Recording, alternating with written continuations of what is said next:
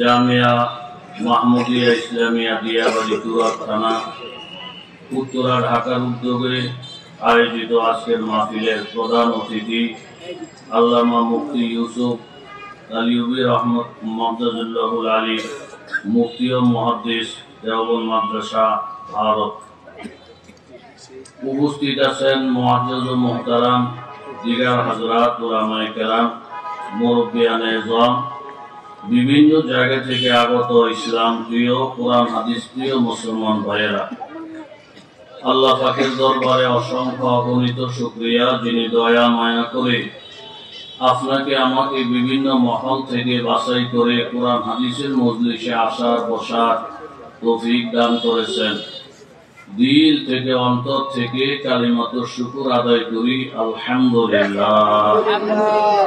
মুখতাসর কিছু আলোচনা করার মানুষে পবিত্র কালামুল্লাহ শরীফ সূরাতুন নিসা থেকে একটি আয়াত আকায়ে তাজদারে মদিনা সরকারে দু আলম মুহাম্মদুর রাসূলুল্লাহ সাল্লাল্লাহু আলাইহি ওয়াসাল্লামের অসংখ্য হাদিস থেকে বরকতের জন্য একটি হাদিস পাঠ করেছি।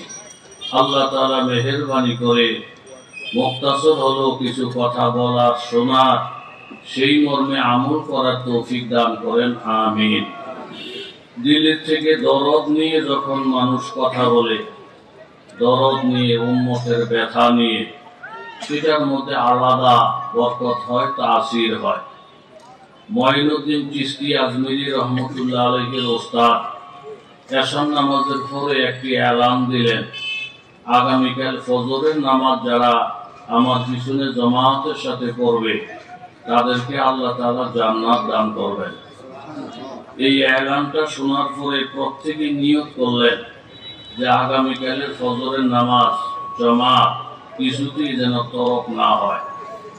পাশাপাশি আরেকটি কথাও বললেন, আগামীকাল ফজরের নামাজ আমার পিছনে পড়লে যে জান্নাত পাওয়া যাবে, এই সুসংবাদটা যারা প্রচার করবে, নতুন কোন মানুষকে জানাবে, গোপন বিষয়, যারা এই সংবাদ প্রচার করবে তাদের জন্য হবে জাহান্নাম। খুব চিকুন কথা।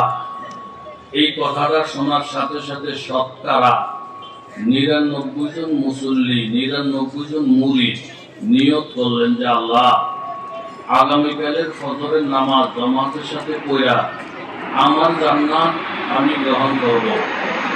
এই কথা কাউকে বলবো না, এই দাওয়াত কাউকে দিব না, এই হক কথাটা কাউকে বলবো না। কারণ এই দাওয়াত দিতে গেলে, এই হক কথাটা বলতে গেলে জাহান্নামের মতো ঝামেলা, এই হক কথাটা জেলখানায় যাওয়ার মতো ঝামেলা, এই হক কথাটা বলতে গেলে চাকরি ছুটে যাওয়ার ঝামেলা, এই হক কথাটা বলতে গেলে বিভিন্ন তুফান আসার ঝামেলা। এই জন্য শতকরা ৯৯ জনের কর্মসূচি না বলার, চুপচাপ বলবো, সুখ শান্তিতে থাকবো, জান্নাতে, এটাই বেহেতের। কিন্তু একজন মুরিদ মঈনুদ্দিন চিশতি আজমিরি রহমতুল্লাহ আলাইহি কথাটা শোনার সাথে সাথে নিয়ত করলেন যে আল্লাহ আমাকে যদি ফজর পর্যন্ত আপনি হায়াত দেন, ফজরের আগ পর্যন্ত মহল্লায় যত মানুষ আছে প্রত্যেকটা মানুষকে এই দাওয়াত দিব, আগামীকাল ফজরের নামাজ জামাতে পড়েন, ইনশাআল্লাহ জান্নাতের সুসংবাদ আছে।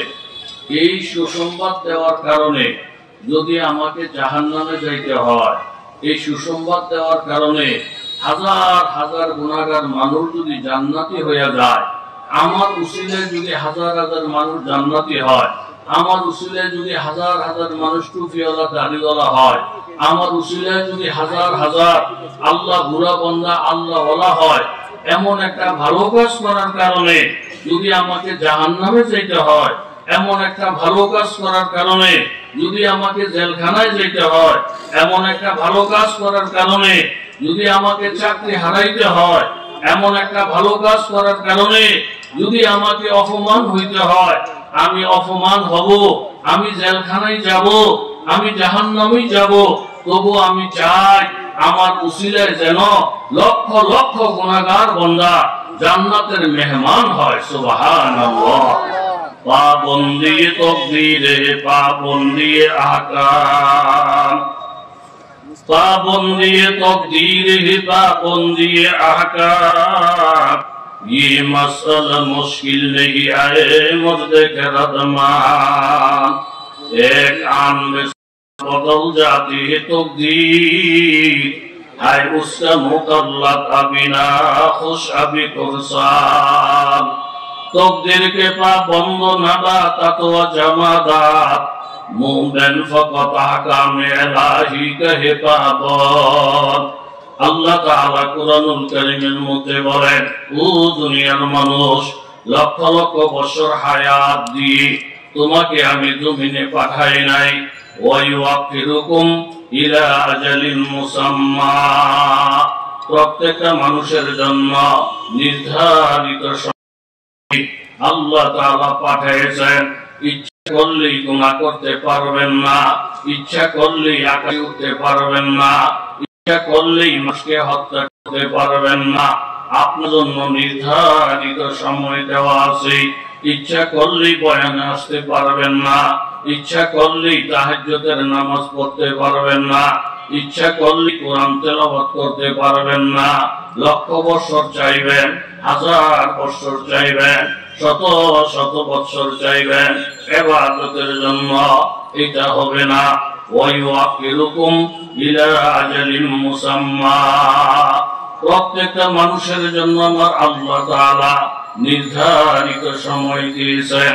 ইজা জাআ, নির্ধারিত সময়টা যখন এসে যাবে, লা ইউআখার, একটা মুহূর্ত বিলম্ব করা হবে না। লাউ কানু ইয়ালামুন, যদি তোমরা জানো। অতএব আমাদের সময় সীমিত, আমাদের হায়াত সীমিত। এই সীমিত সময়ের মধ্যে, অল্প সময়ের মধ্যে যদি নেক কাজ করতে পারি, তাহলে আপনার আমল হবে সীমিত। কিন্তু যেই প্রতিবদল আল্লাহ তাআলা দিবেন, জান্নাতের নিয়ামত দিবেন, ওই নিয়ামত সীমিত হবে না। আমল হবে কম, কিন্তু প্রয়োজন হবে অনেক অনেক বেশি। তাফাক্কুহ ফিদ্দীন, দ্বীনকে বুঝতে পারা, এটা আল্লাহ তাআলার সবচেয়ে বড় নিয়ামত। উস্তাদের কথা সব মুরিদ বুঝে নাই। ৯৯ জন নিয়ত করছেন, যেহেতু মানুষকে সুসংবাদ দিলে জাহান্নামের আগুনে জ্বলতে হবে, এই ঝামেলার দরকার নাই। আমার নামাজ আমি পড়ব, আমার জান্নাতে আমি যাব। কিন্তু ব্যতিক্রম পাওয়া গেল একজন, উম্মতের দরুদি পাওয়া গেল একজন। প্রয়োজনে জেলখানায় যাব, প্রয়োজনে জাহান্নামে যাব, নবীর গুনাহগার উম্মতদেরকে জান্নাতে পৌঁছাইয়া দিব। যেখানে সেখানে সারা রাত সফর করে উনি কথাই বুঝে সাথে বলেন। ওস্তাদ মসজিদে এসে দেখেন বহু মুসল্লি, রাস্তাঘাট ভরা, এরকম মসজিদের ভিতর বারান্দা ভরা, যেটা আমরা সাধারণত লক্ষ্য করি।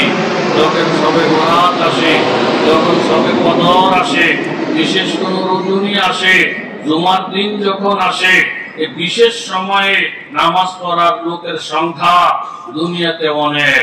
ওস্তাদ অবাক হয়ে গেলেন, সীমিত মানুষের সামনে বক্তব্য রাখলাম, এত বেশি মানুষ আসলো, এদেরকে খবরটা শোনাইছেন কেথা? জানতে চাইলেন। এই গোপন খবর কে শোনাইলেন? মঈনুদ্দিন চিশতি আজমিরি দাঁড়ায় গেলেন, হুজুর এই গোপন সংবাদটা আমি ব্যক্ত করেছি। ওস্তাদ বললেন, বাবা তাহলে তুমি কি জাহান্নামের আগুনকে ভয় পাও না, জেলখানাকে ভয় পাও না? ওস্তাদের কথা শুনে মঈনুদ্দিন চিশতি বললেন, হুজুর আমি জাহান্নামকে ভয় পাই। সব ঠিক আছে, কিন্তু আমি চিন্তা করে দেখলাম আমার মতো একজনের মেহনতে, আমার মতো একজনের কুরবানিতে হাজার হাজার গুনাহগার মানুষ যদি জান্নাতি হয়ে যায়, আর এমন একটা ভালো কাজ করার পরে যদি আমাকে জাহান্নামে যাওয়া লাগে, এত ভালো কাজ করার পরে যদি আমাকে জেলখানায় যাওয়া লাগে, এত ভালো কাজ করার পরে সমাজ থেকে যদি আমাকে দূরে যাওয়া লাগে, আমি চিন্তা করে দেখলাম হাজার হাজার মানুষ আমার উসিলায় জান্নাতে যাইতে পারলে, এই ভালো কাজের কারণেও যদি আমাকে জাহান্নামে যাওয়া লাগে, এই জাহান্নামে যাওয়াটা আমার জন্য সার্থক হবে। জোরে বলেন ঠিক কিনা?